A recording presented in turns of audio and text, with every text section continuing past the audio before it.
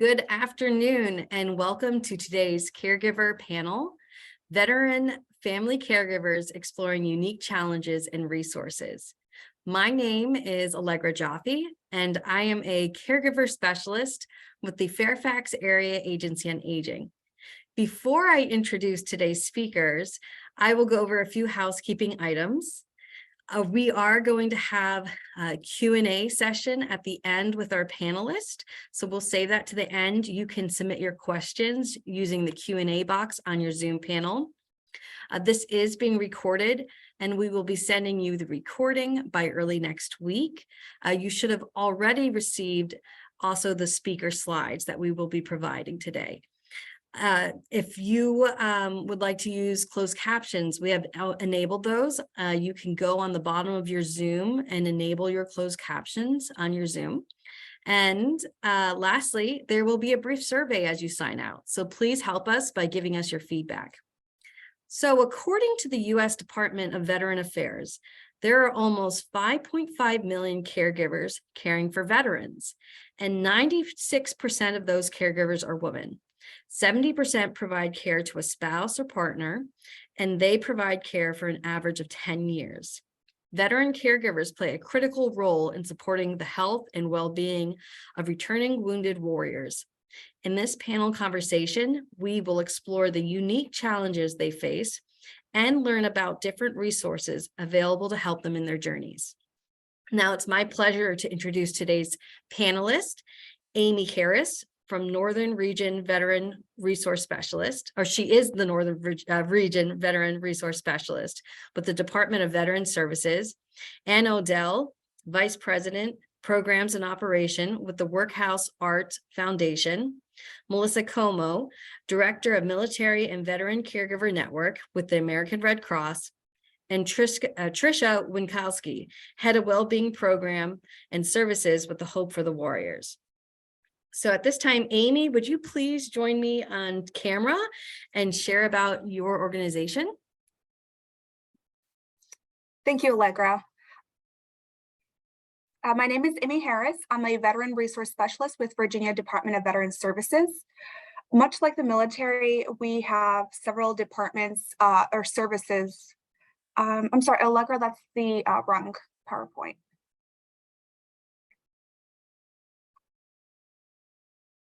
We have several different departments, and I'll be going over our newest ones as well.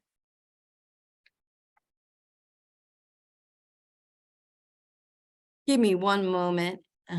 If you want to continue to share, but I'll pull this up just one moment. Okay, sure, absolutely. My service line is the Veteran and Family Support Service Line, but we have other service lines to include our benefits, who file claims, VA disability compensation, survivor education, and various other claims. Here we are. Could you jump to 5, please? So as a state agency, all our services are free. We support not only veterans, but those in the National Guard and reservists that aren't activated.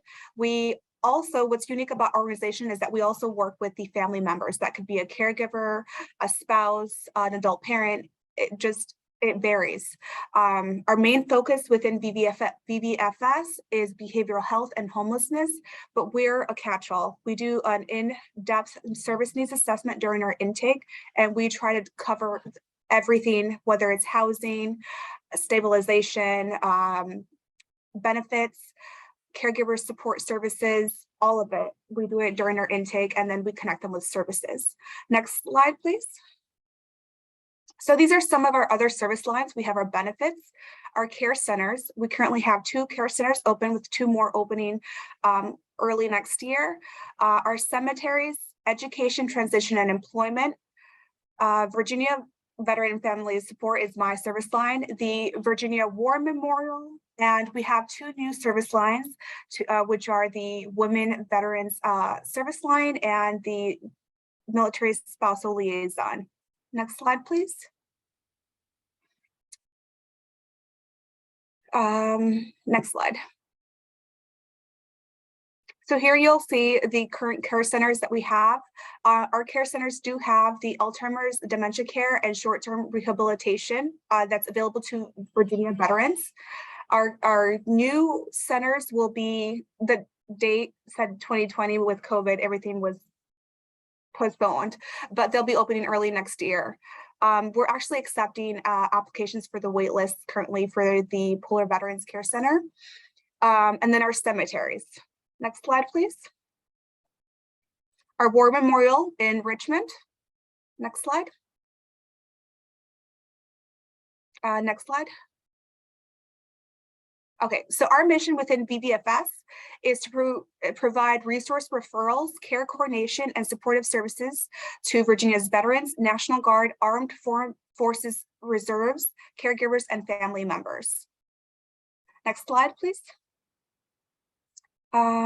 So who we serve: any Virginia veteran, regardless of discharge status, in need of behavioral health support or other services.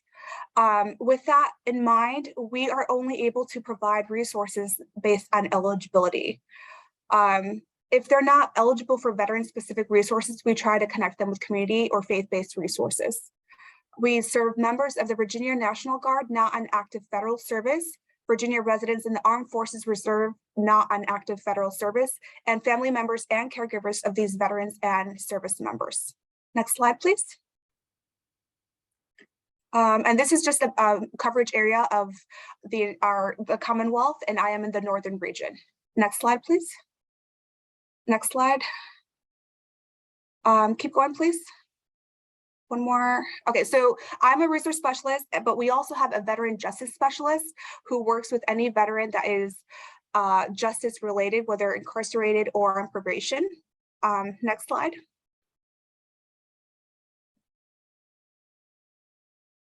Oh, yeah, perfect. So here we mentioned care coordination, family services, homeless, peer services, justice involved outreach, and community.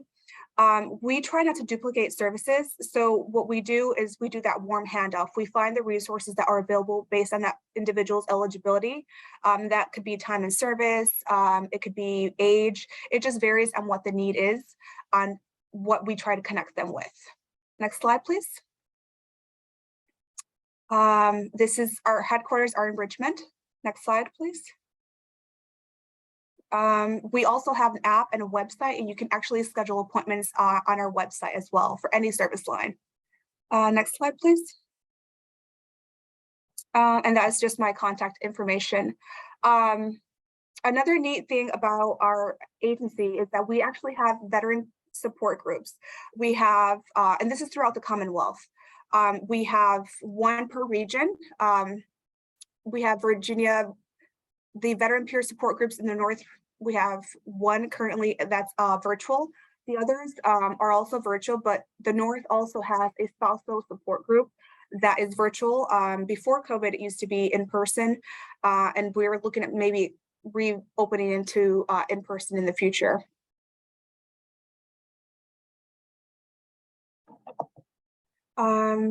Is that time? Yes. Or do you have anything else that you wanted to share, Amy? No, just our role is as a state agency to connect veterans and their family members, their caregivers, to any resources, whether it's veteran specific or not. We do that care coordination, that referral, and we wait to ensure that they have a successful connection to ensure long-term sustainability. But we're offering both in-person and virtual appointments at this time at any of our locations. Terrific. Thank you so much, Amy. Thank you. And Odell with the Workhouse Arts Foundation will be presenting next. Thank you. Great. Thank you, Amy. Hello, everyone. It's wonderful to be here with you today. I'm Ann Odell, Vice President of Programs and Operations at the Workhouse Arts Center, a project of the Workhouse Arts Foundation. And we are honored to be able to support our military community through the Workhouse Military and the Arts Initiative. And this is known as WMAI. So we can go to the next slide. Thank you. So the Workhouse began offering arts education workshops for the military community in 2010, and then WMAI became an official program in 2015. WMAI is 100% funded by the Potomac Health Foundation, Centara Health, and the Virginia Commission for the Arts, as well as individual donors. All programs are free and open to all U.S. military branches and reservists, regardless of duty status, as well as their direct family members. It's really important for us that our military community finds a place where they are comfortable, where they can share their experiences, and that they can access these arts experiences equitably. So these are some of the offerings that we have. We have open studio Saturdays, military family make and take workshops, so families can come to these. Weekly visual arts classes dedicated for service members only. And these three things require pre-registration at no charge. And we also offer subsidies to attend other Workhouse visual arts programs. So all of the WMAI specific programs are free. If you see any other camps, for instance, in the summer, if you have kids that you want to send to our summer camps, we can put in for a subsidy for that and help lower the cost, or maybe completely reduce the cost to zero. We also have the WMAI Artist in Residence program. Right now, our artist in residence is Danny Fuguera, and she is a veteran, and she and her service dog Valor are with us on campus quite frequently. And Danny also leads our workshops, not all of them, but some of them. And so it's a really wonderful opportunity for her to connect with other veterans and active duty military and their families. And they feel, through her art, she expresses what her service was like, as well as how it impacts her now in her present time. And that's a really wonderful way for people to connect with her and for her to connect with them and be a support network for each other. We have also offered art therapy for group sessions as well as individual sessions with a certified art therapist. We currently don't have an art therapist on staff. We are searching to fill that position, but it has been part of our offerings until a few months ago. We can go to the next slide. Wonderful. So this is what we have right now for you all to register for the 2023 winter quarter. Registration is now open and classes begin in January. We have mixed media drawing. That's a 6-week course beginning flame working, and that is working with glass. So you can create beautiful artworks that are glass specific, as well as beginning to advanced ceramics 6 weeks course. We just added a writing workshop that is led by Veterans Writing LLC. We also will have Veterans Open Studios on the last Saturday of each month, and that's led by Danny Fuguera. And the make and takes will be as scheduled. And the unique thing about all of these offerings is that each program is led by an instructor who is trained to work with the military community. We understand that there are very specific things that we need to understand about the military and the experience of being a family member or a caregiver or actually serving. So it's really important to us that people feel comfortable here when they're in these programs, when they're on our campus, and that you can find your place here with us. We can go to the next slide. So how to participate? You can go to our website, workhousearts.org/military in the arts initiative. You can learn more, you can register. As I said, when you register, it will be free. Unless it is a non-WMAI specific program, and then you can apply for a subsidy. If you have any questions, please email Aubrey Lazowski. She's our education director, or you can email me and we will get back to you as soon as we can. And that is all that I have. And now I would like to welcome Melissa Comeau from the Red Cross. Thank you so much, Anne. I've enjoyed learning from both you and Amy this morning about what's available for our caregivers in Virginia. So my name is Melissa Comeau, and I am the director of the Military and Veteran Caregiver Network here at the American Red Cross. But I am also a caregiver myself to my husband, who is a combat wounded Marine. So I am coming from this from a very personal place, but also a very professional place. The first question we always get asked is, who does the Military and Veteran Caregiver Network serve? And we serve caregivers of all eras, all stages of life, all relationships across all locations. We have a very inclusive mindset when it comes to all of our programming, very different than some of the others like the VA, where you would have to qualify for our programs and services. We are very broad and general in our terminology of caregivers and understand that they are often spouses or partners, parents, siblings, children, family members, friends, and other veterans. And I do just want to note that the MVCN also serves veterans that are caregivers, because oftentimes we see veterans as the caregiver to their own spouse, their own aging parents, and even special needs children. So Military and Veteran Caregiver Network serves not only the caregivers, but veterans who are also caregivers. Next slide, please. And we do this in a couple of ways. So our two public-facing services, which can be found at redcross.org/caregivers, include our caregiver calendar, which has a monthly breakdown of all of our events, as well as those of our amazing partners. And those things can be webinars, trainings, workshops, educational opportunities, and most importantly, peer support opportunities. But caregivers are able to register for free, and all of the information is in one neat little calendar.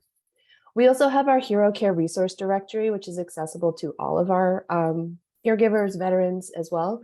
And this resource directory has at least 800 resources for every zip code in America.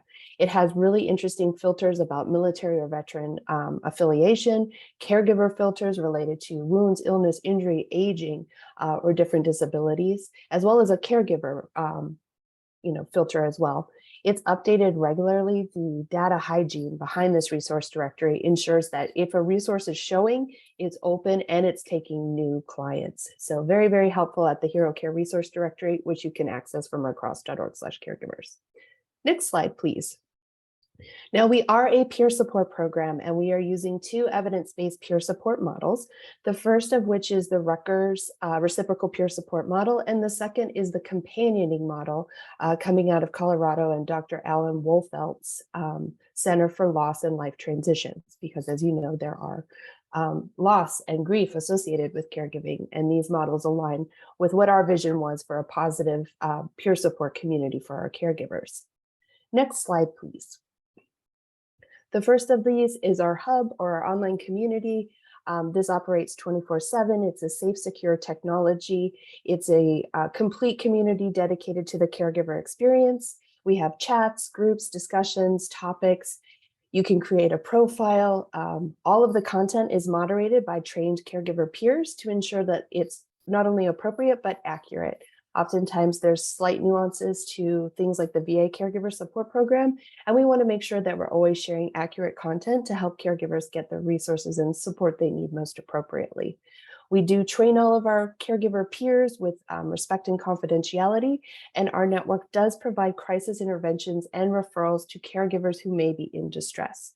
Unfortunately, due to the pandemic, a lot more caregivers are experiencing their own suicidal ideation, and we just want to make sure that we are getting our caregiver peers to the professionals in the case of any crisis. Next slide, please. Next, we have a peer mentor program. This is your traditional one-on-one peer mentor. We have a sophisticated peermentormatch.com. It's kind of like a dating site where you put in your caregiving experience, and it will match you with someone with a close lived experience. So the types of wounds or illness or injury, where you live, what you're hoping to get out of the mentorship, all of those things factor in, and you'll be paired with a trained caregiver peer mentor that closest matches your journey. Next slide, please. And last but not least, and our most popular program by far, are our peer support groups. So these are offered both in the community and online. Over the course of the pandemic, we actually doubled in size because we had always had online peer support groups, and the need for them really skyrocketed due to the isolation of the pandemic. So these are offered weekly. They're about 90 minutes. We do night and weekends to be convenient for our caregivers. That confidentiality and respect is, of course, part of all of it. We also work with several other amazing organizations. You're going to hear from Hope from the Warriors after me, but we also train their certain partners in our peer support models so that they can deliver evidence-based best practice peer support to the caregivers that they're serving. And we just love working with our partners as well, being a network not only of caregivers for caregivers, but a network of organizations that are also supporting caregivers. And we have regular participants as well as those that just drop in. Next slide, please. which is all of my contact information. Like I said, if you don't remember anything about my presentation, but if you remember redcross.org/caregivers, that will get you access to all of the programs and services that I've talked about. We're also on Facebook, Twitter, and Instagram. And that email there, programs.mbcn@redcross.org, is the best way to get a hold of me and my caregiving team. So thank you so much. And I think next up we have Tricia from Hope for the Warriors. Thank you. Thanks, Melissa. We love and enjoy collaborating with partners as well. This is a village and we do it together. So thanks for having me here, Allegra and Fairfax Area Agency on Aging. Hope for the Warriors. Here's our mission, our beliefs, and vision we're going to get a little bit into. We are a national nonprofit serving the post 9/11 military population, all branches of service. And so family is a huge part of what we do. And when we focus and learn a lot about our veterans that come to us, we also talk about family and caregivers in what we do and support. So our mission, we believe those touched by military service can succeed at home by restoring their sense of self, family, and hope. Next slide. Here's a little bit more about our mission and our vision. We believe warriors can thrive through access to integrated services, and we're going to talk a little bit about that and what we have available, particularly for the caregiver spouse population. We recognize every service member, veteran, and military family member has their own goals and needs, and oftentimes those resources do not exist in their communities. So again, working across nationally, but also in the communities that you're in, and we will talk about that as well. We restore self, family, and hope through our national services, virtual capabilities, and our partners in mission. Hope was founded aboard Camp Lejeune, North Carolina, at the Marine Corps base there in 2006. We witnessed firsthand the wounds of war, and we initially started as a bedside assistance, supporting our families to quickly get to bedside and support their veterans. That we have evolved over the years with the needs of the veteran and their family members as they are navigating through med boards and healing and restoring. So our services have evolved and changed, and we're going to get into a little bit about that next. So we have an online portal that you have here, and you can access through our website, and that information is also at the end of our presentation here, but it's hopeforthewarriors.org is our website, and then it's Connect for Services actually now, and I need to update my slide here. So connecting to services, and what we do is the first thing is an online sort of application process. But what happens is you will get contacted within 48 business hours of your application, and we call everyone. We want to talk to you. We want to hear what's happening, and we want to align with any potential programs that we have that could support, but we also align with our partners in mission.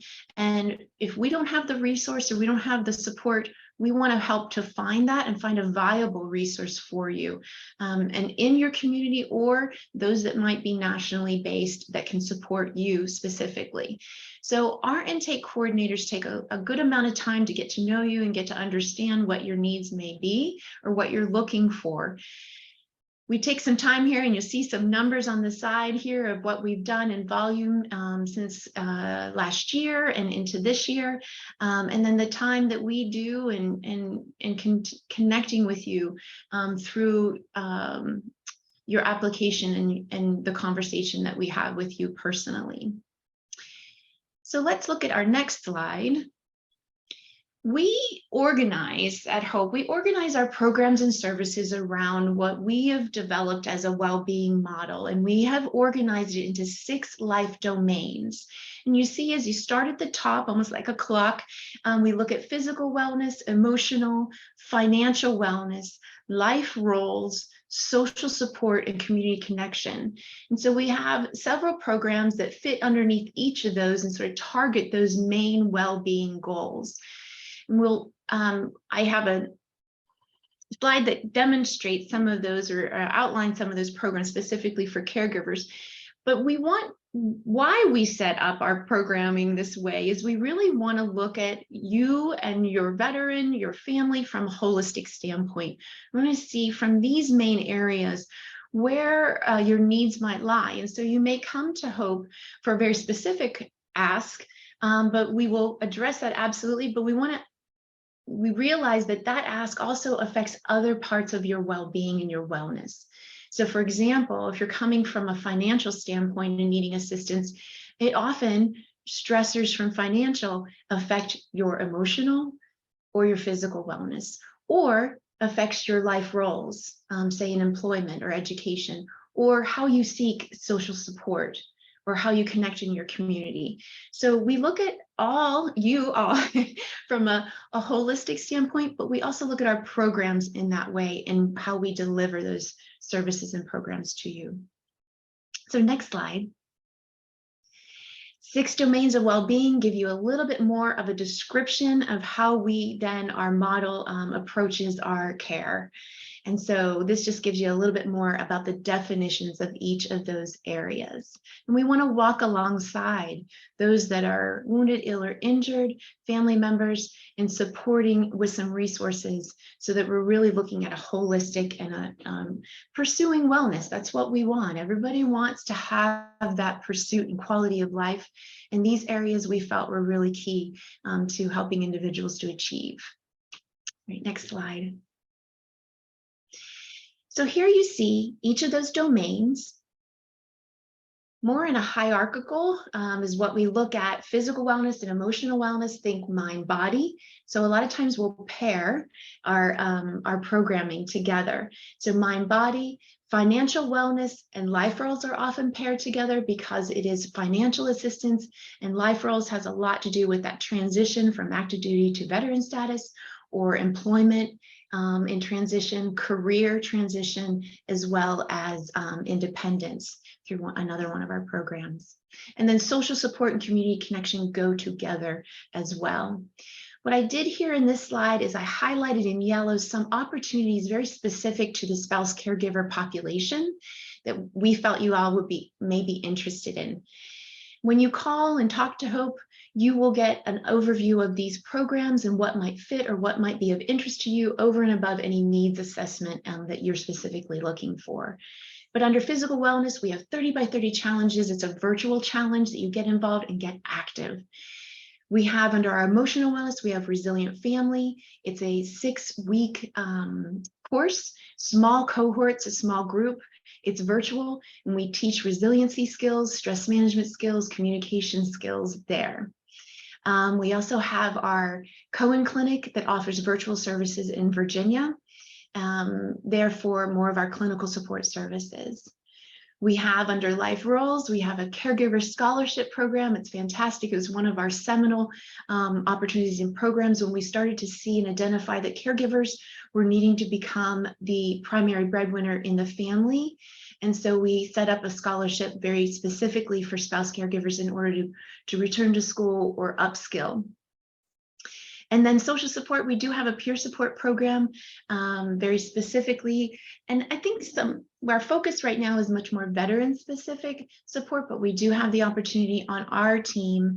We have regional social workers who are both caregivers themselves, military spouses, and can provide that peer support as well. Next slide. And there's our basic information on our website, our Twitter, all of our handles there. And I am going to pitch this back to Allegra. Thank you. And if I can have all the panelists join me on screen, and I want to thank you all for such a great presentation on your programs and organizations. And given our limited time, I would like to begin our conversation with Amy. I have a few questions for you.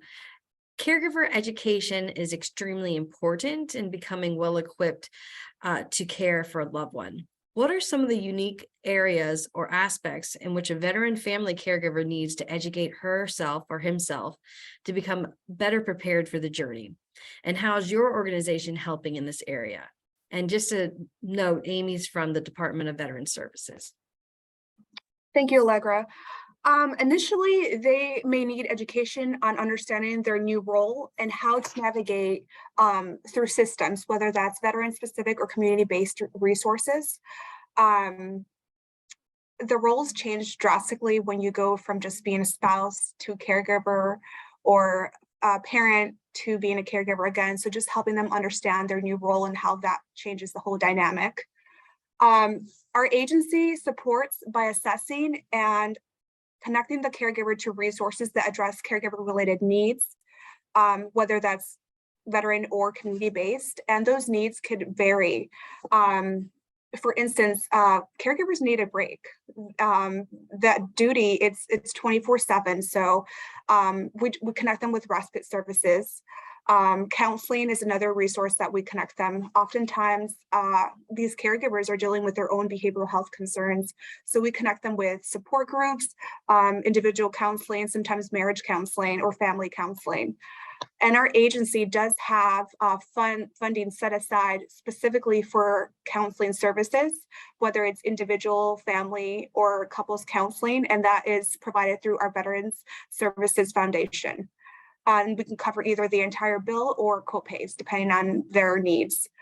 But our role as resource specialists is to know the resources. So we're always exploring resources for a good fit, and each individual is unique. So we have to go based off their eligibility. That could be time and service, age, location. Our job is to collaborate with providers like Hope for the Warriors, the Workhouse Arts Foundation, and the American Red Cross, and the Fairfax Agency on Aging, which has been actually fantastic for me. Doing the legwork can lessen the pressure. Thank you so much, Amy. My next question is for Anne from the Workhouse Arts Foundation. How different is the military in the arts initiative from other traditional approaches to support veterans and their family caregivers? At the Workhouse, we put art as the central focus of our program activities. And when people come together in one space to create art, they enter a vulnerable space. And as they work on the piece of art that's in front of them, their confidence grows, they have fun, they share with each other, they encourage each other. I've seen this happen within the space of 30 minutes. It's a totally different mood in the room. And that vulnerability allows for bonds of friendship and support. And those bonds grow and deepen a lot quicker than they might otherwise develop. And that benefits people in every single aspect of well-being, that has the ripple effects. And so I think centering art helps us. We still center people, and we center people through art, and that benefits us in multiple ways. Thank you, Anne. My next question is for Tricia from Hope for the Warriors. Veteran family caregivers can be impacted by several mental health concerns. What are some common mental health struggles for caregivers that your organization has observed, and how do your programs address these struggles? Absolutely. Thanks for the question. Yeah. Through our work with our caregivers and our clinical support services program, we've seen caregivers, spouses, parents that struggle with anxiety, struggle with depression, chronic stress, and chronic stress eroding to the physical. So we talk a lot about and provide our Resilient Family course is our primary, because it's a small group. It provides some peer support alongside, but then we teach skills and skill sets in addressing how our emotional and our behavioral affects our thoughts and feelings, and then how that then can ultimately lead to those mental health issues that can then exacerbate those symptoms again. So another aspect and we look at is we do have our clinical support services, which is a one-to-one support, and it's virtual. But we have regional social workers, licensed clinical social workers in Virginia. that we can provide that virtual support. And so that's emotional support. We also provide coaching into care. And so if we have a virtual offering, but we really know that the in-person is so powerful and so important to the resolution of a lot of those issues. So we want to get these individuals to community providers, military culturally competent providers, evidence-based interventions. So we work with the individuals and the caregivers to make sure that they're getting to that next step should they need it. We also have implemented this past year into our application, our Columbia protocol scale. So we're also screening for suicide as well, making sure that we're really seeing and supporting. And supporting the caregiver as well as the tools on their own, utilizing the Columbia scale as a way of supporting their veteran and their caregiving.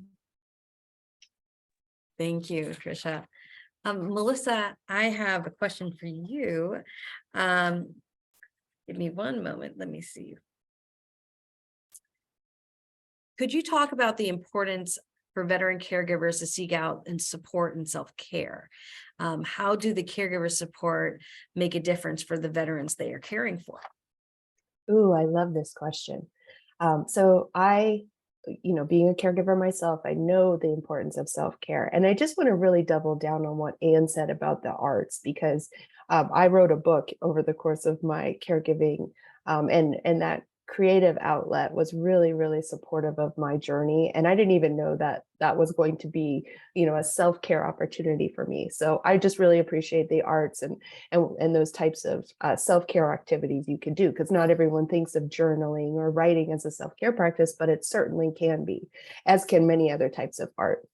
I think caregivers are naturally good at putting themselves last on their list, and everyone else's care tends to come first, whether that's the care recipient, other family members. And we're very, very good at talking about self-care. Every caregiver I know has been told, you need to put your mask on first before you help others. And it's almost become that sort of, hi, I'm fine. It isn't always internalized. So what we do at the Red Cross is we have resiliency workshops, which again are teaching caregivers skills to build their natural resilience. We also just started this year piloting Whole Health, which is a program of the Department of Veterans Affairs. And it had been scoped primarily for veterans. And in our work with them, we decided that this would be a very important model for caregivers. And so we are on our fourth pilot it's called Taking Charge of My Life and My Health for Caregivers, and recognizing that sometimes caregivers predecease the person that they're caring for, and that can be very, very scary. So we're encouraging caregivers to understand their own health needs and not necessarily always be so disease focused. Trust me, we're all focused on the PTSD and the TBI and the Alzheimer's and the dementia and all of the other conditions that we're caring for, but maybe we have our own high blood pressure because of the stress that Tricia was discussing, or we have our own anxiety and depression that are going unsupported because we're caring for so many other people. So helping change that narrative, modeling healthy, positive self-care models, which all of our caregiver volunteers do. We really always emphasize the importance of taking care of yourself, and then building on programs like resiliency programs and whole health that can really help caregivers along their journey. And from a 2014 Hidden Heroes RAND report, they found that a well-supported caregiver actually has the best outcomes for the veteran that they're caring for, meaning that care for the veteran or the caregiver, the self-care, the care from all of our organizations really also impacts the person that they're caring for. And then again, speaks to the dynamics of caregiving and care receiving, and really beautiful to think that supporting either side of them can be really good for each other. So thank you for that question. No, I love that. Thank you. And I'm going to come back to you from the Workhouse Arts Foundation. What are some challenges and improvements you have seen in the veteran and their families when attending the Military and Arts Initiative? I've seen, it's pretty touching for me. I've seen teens here on campus who are dealing with anxiety. And they've come for therapy sessions, group or individual. And we've heard from them how much that time here with other teens, just teens and military families, means to them, how much they enjoy it and they need it. So that's been really good for us to know that we are meeting their needs, and they have a place where they have friends and they're comfortable and they can kind of take a break. And they can just be here. They don't have to explain things. They don't have to give, they don't have to explain what it's like to be a teen in this type of, growing up in this type of environment, and that they can be here and be comfortable and have fun. For parents and family members, seeing them care for their children here on campus, also having the opportunities now, like with the upcoming writing workshop that's specifically for people. I'm so glad. It's so funny to hear you, like Melissa, say this, because it's a new thing. They specifically want to support people who want to write about their life and how beneficial that is, and how they've done that in other veterans groups and other environments with military communities, and how much that benefits them to be able to go through that healing experience if they've served in the military, what that can do for them to write it down in whatever form. Maybe it's a short story, maybe it is a script, and then to be able to share that with people if they feel comfortable doing that. Adult service members come here, they work with clay, they work with glass. Being able, if you have an invisible injury or a visible injury, being able to do those things with your hands is incredibly therapeutic and so many different levels: neurological, physical, emotional, all of it, hand-eye coordination, every piece of it. And we also have other types of like mixed media. So we work with all different types of visual art tools and materials. So it benefits the person emotionally, physically, neurologically. It's a wonderful thing to see. And for people to tell us that they know that they heal when they come here. They heal in different ways, and that they feel good after they've been here. Those are just some of the things that we've been able to hear from people. It's been great. Thank you for sharing, Ann. My next question is for Tricia, Amy, and Melissa. And that question is, for veteran caregivers, the dynamic of the relationship with their loved one may be changed when their loved one has transitioned out of active duty to a civilian life. Could you talk about some of those factors that are going to influence and change that dynamic?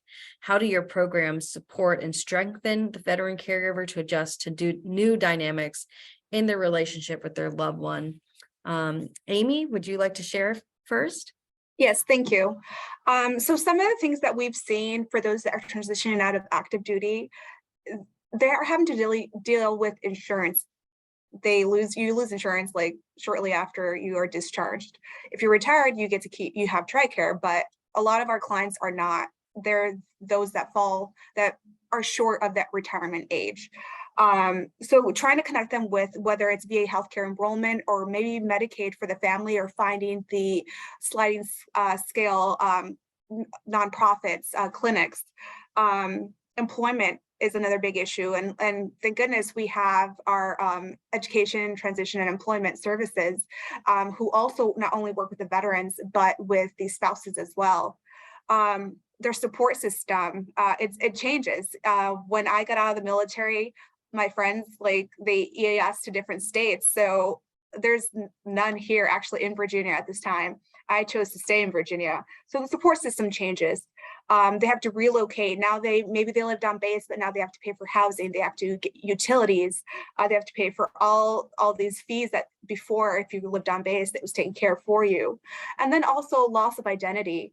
When the veteran is no longer uniform and that's all he identified as, it can be difficult. And it also is difficult on the family because those behavioral health issues impact the whole family. Our agency, we do a thorough assessment and we try to identify any needs, and then we look at what resources they're eligible for, and we do we discuss those resources, and based on what the client wants, we will never tell them this is what you should do. We'll discuss it with them. They'll let us know which way they want to head, and then we'll connect them, whether either a direct referral, providing them resources. Oftentimes we have to do applications for them as a VSO. Organizations expect us to vet the veteran or the veteran family. So we do a lot of referrals and care coordination just to help them make that transition a little smoother. Thank you for sharing, Amy. Tricia, can we hear from you? Yeah, I was actually going to see if Melissa, from a personal standpoint, can talk about that role change. So much of what Amy also mentioned too is the identity. And then, Amy, you talked about transitioning from that active duty to veteran status, and the caregiver part of that identity may come later. And so there's, varying phases that we've seen over time. We have some individuals that have come to us 9 years post-service. An injury may resurface later, particularly from a behavioral health or a PTSD or TBI. So sometimes we see that the caregiver role is very gradual or unidentified, like they don't even see themselves as the caregiver, but they are. So the changes that occur there can be so subtle at times or very drastic in some of those progressions of injuries. But what we look at when we're supporting our caregiver population is that added layer or new identity of caregiver, or even the longevity of the caregiver. And Melissa talked about that, is, understanding that many of these individuals are younger or at a different stage in life, that we want to make sure that their physical health and mental health are there for the long term in supporting themselves and their veteran in that caregiver role. So we look at, again, in our Resilient Family course, about what that role looks like, and we really address boundaries because that can help address self-care and those other health areas.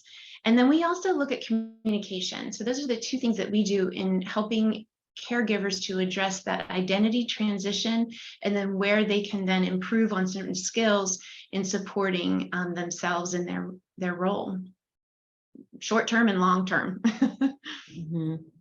Thank you for sharing, Tricia. And Melissa, can we hear from you from your standpoint?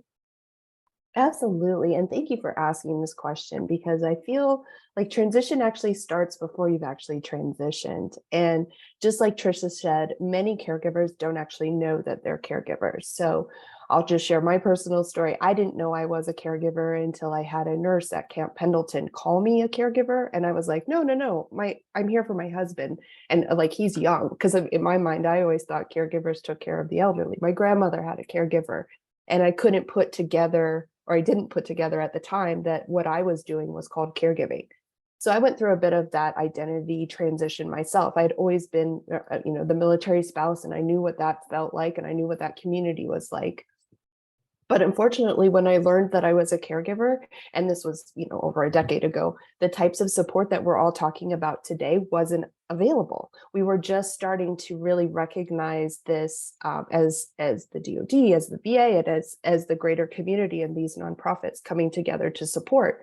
So, and I'm glad that I've been a part of that as well, building the Military and Veteran Caregiver Network, because what I found most helpful on my own journey was other caregivers, those that had gone before me, and who could give me the tips about the medical retirement process, which is different. Like Amy said, there's those that do maybe their 4 years and get out. Those benefits are very different than someone that serves for 20 years and then has pension and TRICARE. And then it's very different also for those that get medically retired. So understanding the nuances of your own situation, I've found that peers have always had that straight line. You don't really have to explain all the back stuff, no history. You can just say, oh, this is what we're dealing with. Oh, I was dealing with that too. And people naturally will tell you this was what was most helpful. And so we've really built our community around good, helpful people that really want to make meaning and have purpose with what they've gone through to help others. And it just builds this very supportive environment where people can ask plain language questions, because a lot of this stuff is not easily, you can't always just read and digest it, especially in the middle of a wound, illness, injury, or, significant diagnosis. Having someone that you can have a trusted ear and who's gone through this before is really, really helpful. And I will say peers also will recommend those resources that are really helpful. So the Virginia Department of Veteran Services, another caregiver could have told me about that, and that would have been really, really helpful. Or, Hope for the Warriors. But understanding it from the peer perspective, I think has been really, really helpful for me. Thank you so much for sharing, Melissa. And at this point, I would like to invite our audience to submit their questions. If you could please use the Q&A box, and I will read your questions to the presenters as they come in. One came in, and I believe this would be for Amy. Are there plans to open more care centers in Virginia, specifically in Nova? Not at this time, not that I'm aware of. I hope so, because we really do need some in Northern Virginia. But the closest one would either be our Sitter and Barfoot Veterans Care Center in Richmond, or our upcoming one, the Pooler Veterans Care Center, which will be in Fauquier County, and that's opening in the spring of 2023. We are accepting applications at this time for that one. But I'm hopeful that in the future there will be more services, more care centers. Terrific. Thank you. We did get a comment for you, Anne. It says, I have a good friend who lives in Greenbelt, Maryland, and drives to Lorton almost every Saturday for your art program. She loves it, and it's been really helpful to her. Thank you for making it available. You're welcome. Exactly. Maryland, right? Like, not just Virginia. We're here for everybody. So thank you to her for making that trip. And we're glad that she's here with us. Yeah. Thank you. And this question could be for anyone who would like to answer. Is this just a fact or fiction that veterans have a higher suicide rate?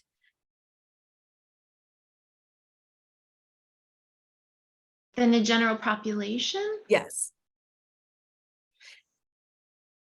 I don't know, Melissa, do you have that data recently? I don't want to misspeak on that one. Yeah, so the new VA DoD veteran suicide report did just come out, and I apologize, I don't have that in front of me either. Yeah. But I think I'm not sure if we're saying it's more than the general public, but we have certainly noticed increasing or just not increasing, an extra need to support veterans, specifically with suicidal ideation. That's also translates to their families and caregivers. The VA has a program called VA Save, which is know the signs, ask the question, validate and expedite support. That's what SAVE stands for.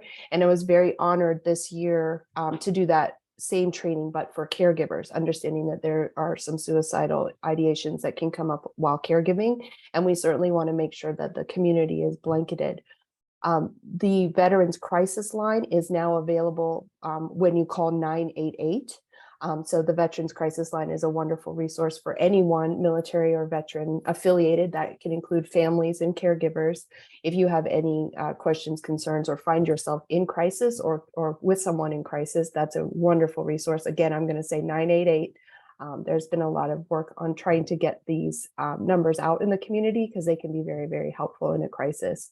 But I do recommend you go check out the VA DoD. They have been very transparent with a report every year talking about the important subject of suicide in our veteran population. And I'm really grateful that someone, broached that question today. It's not talked about enough, and we certainly want to remove any stigma and make sure people know that there is support and that there are resources that can help. Another question off of that is, if you notice that someone is depressed, like your loved one's depressed, how can you have that conversation with them? How can you start that when you start noticing depression? Absolutely. You ask the question.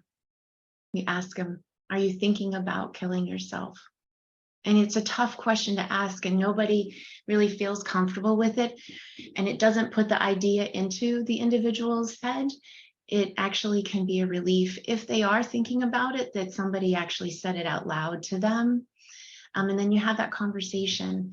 There's a tool that we teach to our caregivers, we teach to our veterans and to our staff, and we utilize the Columbia protocol. And I can pop this into the chat box, but it helps you to actually ask certain questions that help you to discern what level of support you can and should provide to that individual based off the answers. Mm. And so it's a really great, very simple. You can put it on your phone and use it as an app, and you pop it in. You can share it with other people as well. You can ask yourself those questions and answer them on the app as well. So ask it. And I would imagine, Melissa, you mentioned the 988, I believe, number. I'm sure too, as a family caregiver, you could call them and also get some more guidance about approaching these topics with your loved one too. In addition, would that be correct? So 988 is, think of it as the 911 for mental health. Okay. So maybe if you're looking for resources to help someone, Tricia mentioned coaching into care. That's actually a really good one for caregivers, especially if you're concerned for another one's, depression, anxiety, or mental health. Coaching into care can give you practical tools on suggesting types of care, maybe some barriers or some no's, how to get over those and get your loved one into the care that they need. But there are lots and lots of resources that can help you understand the warning signs for someone that might be depressed. And I will say, as a family member or as a caregiver, you are the boots on the ground with that individual. You probably know them better than anyone else. So small changes, nuanced behaviors, you're going to pick up on those a lot faster than maybe the clinical team. So I want to empower you to make sure, if you are sensing that from the loved one you're caring for, to just go ahead and start asking the questions, lean into some of those coaching into care, and find other trusted peers that you can talk to about what's worked for them in getting their loved ones the support that they need. There's no shame in asking any of these questions. We're all in this together, and there is help, and treatment does work. So it's not hopeless. Asking these questions really just brings people who need help into the light, where we can just wrap them in support. Thank you. Another question we have is, as a caregiver of more than 30 years, I find that the DoD dismissal of patients over 65 from the military medical is very difficult. Can you address this? I can just share your frustration. We hear this all the time now. DoD, it's harder to get any of they're no longer seeing retirees on base in some areas. It's an ongoing challenge. I received calls about this and emails about the frustration. I don't know what we can do about it yet, but just know you're not alone in that. And certainly, I know that many of our veterans would prefer to be seen on DoD or military installations, and hopefully we can do something to help. I'd like to add that if you are service connected, you could, even if you're a retiree, if you're service connected, you can also file for VA healthcare. And if they don't have appointments within 30 days or at the frequency that is needed for your care, you could request a community care referral, and the VA pays for it directly. The veteran doesn't ever see the bill. It could even apply to couples counseling. They pay for it all. So you could use the VA for any service-connected conditions. If you're over 50%, then they cover everything. And then you can use TRICARE for anything that's not service-connected. Another question came in for a veteran that is older, an older adult, is it still possible that they can still be adjusting to their identity, to finding their identity, even way after the war? I would say yes, that is possible, because different life events affect us differently at different phases of our life. So I do think so. I don't know that it would be a huge identity change, but I think, again, as we hit different phases in our life, we explore and reflect on our identity. So I think that is possible, but I always would, advise of, having that discussion with a support service or a support staff in exploring that further. Mm-hmm.